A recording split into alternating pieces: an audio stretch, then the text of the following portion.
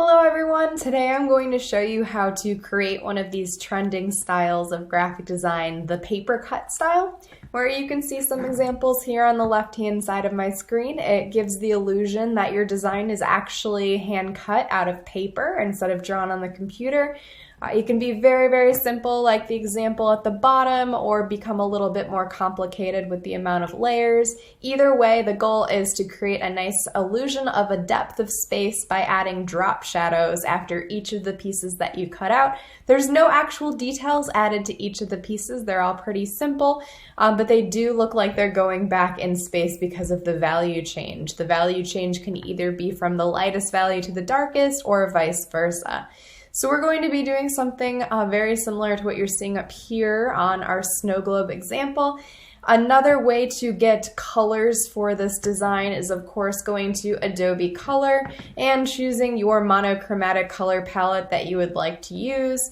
And when you find the one that you want, just take a screenshot of it. I think it's the easiest way, and use it just like you would with paint and your eyedropper tool right in Illustrator. So if I save that, bring it into Illustrator, I can use my eyedropper tool and grab right from it as I go. For my example, I'm going to use the same color palette as my example here. So let me exit out of that. All right. So the first thing that I want to do is make sure that I am on a brand new layer. And I'm going to start with the things that are furthest out in the background and work my way forward. Well, I do want some sort of texture in the background, some of these paper pieces building up to the foreground. So I'm going to start with either the pen tool or my pencil tool, whatever you feel more comfortable with, and draw these kind of organic shapes in the background space. And I'm going to personally, since it's a winter scene, work from my darkest value to my lightest. So grabbing my eyedropper, grabbing a nice deep blue back there, locking my layer, hiding my layer, and making another layer on top. Let's do one more of those, a little bit smaller this time.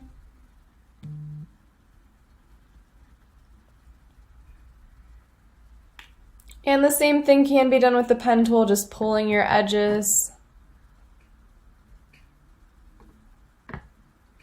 Okay, so looking at my two pieces that I just created, I do want to make sure that this one that's on top is within my one that I just added it to. So I'm going to just use my white arrow key or direct selection tool to bump these around just a little bit. And to give it that paper cut style, I need to make sure that I'm going to drop shadows from those pieces. So I'll start with the one in the back, unlock that layer, and go up to Effect, Stylize, and Drop Shadow. And you can adjust the intensity of the shadow, the angle that it's going off the space, the amount of blur. So I want a little less blur. Let's do 0.2 and see how that is. Still want a little bit less.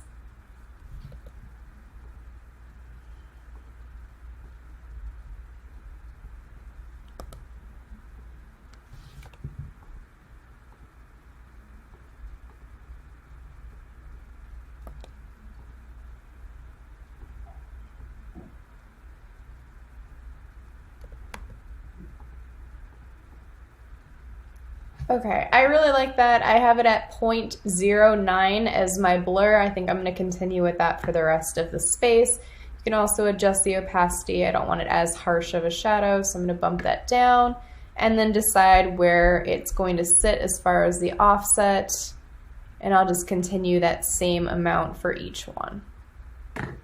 Okay, great. Let's do the same thing to that piece on top here. Effect, Stylize, Drop Shadow. Okay.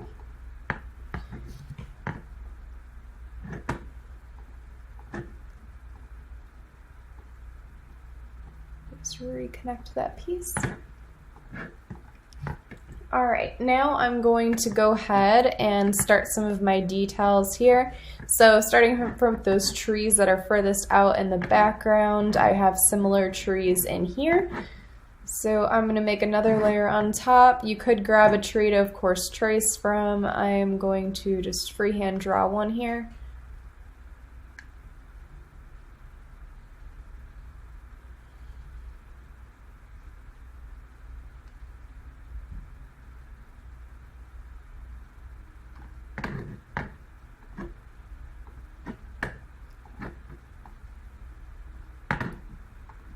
Give it a little trunk.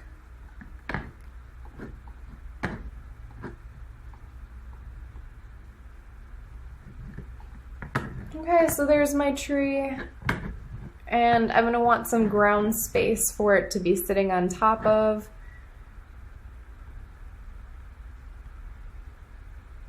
So maybe a few rolling mountains here.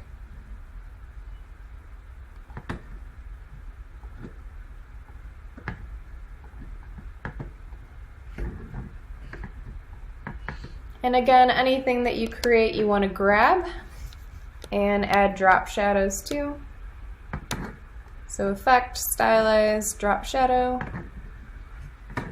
Now something that's directly on top of something else, you want to probably condense that a little bit more with the blur. So let's go to 0.07 this time.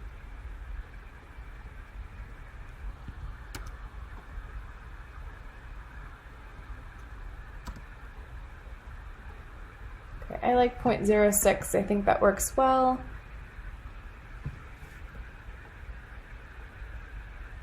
And I'm just moving a little bit closer to my tree. There we go. Okay, and then each piece that I build, I'm going to continue to move forward in the space.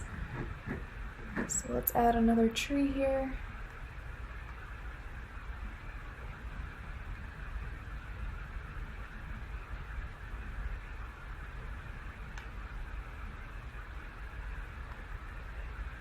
You really want to avoid just copying and pasting single shapes. I know it's a very easy thing to just grab and keep making the same one over and over again, but it's going to look way nicer if you take the time to draw each one individually and they're just all slightly different, or at least change them a little bit at the end.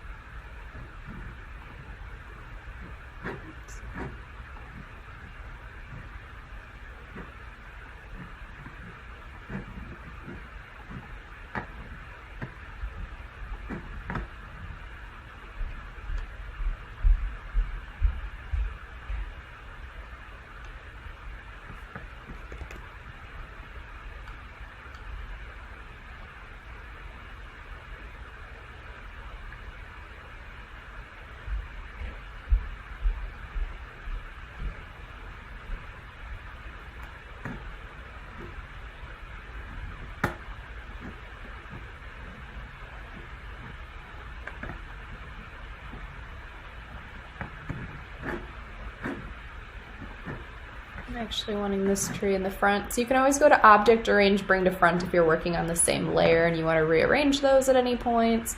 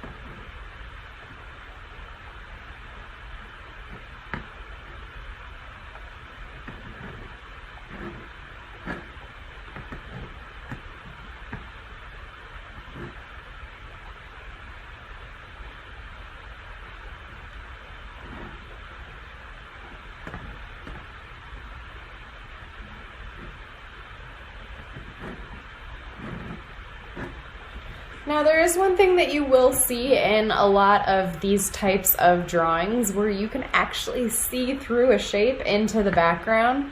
So as an example here, if I unlock my blue shape that's on top of the dark blue shape in the background, if you grab your eraser tool, you can actually erase just parts of this shape. and see through to behind it. I can adjust that then by grabbing those anchor points.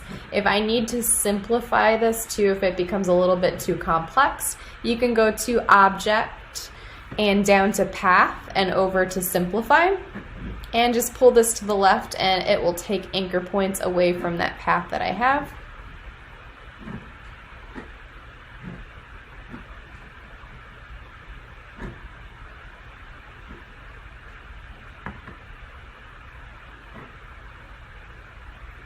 Let's do a little bit more.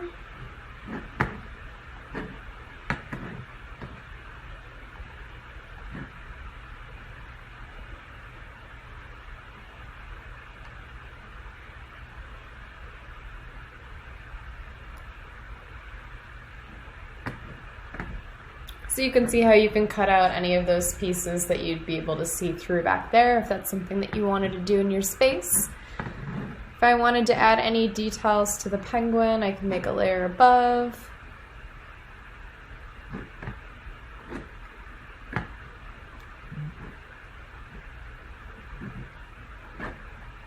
And again, keep adding those pieces as you want. I could finalize that with snowflakes on the outside and end up with my final result. Now, if I did want to cut this into a perfect circle to match with my space, I would want to make sure that I make a circle that's the exact same size as the globe. So I'm gonna actually copy this one that I made in the background and make a new layer above everything else and edit paste in place so it's on top of everything.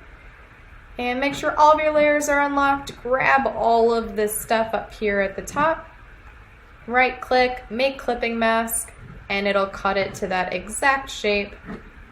Oop, I even got the picture attached here. Let's undo that for a second. I don't want that picture as part of my design.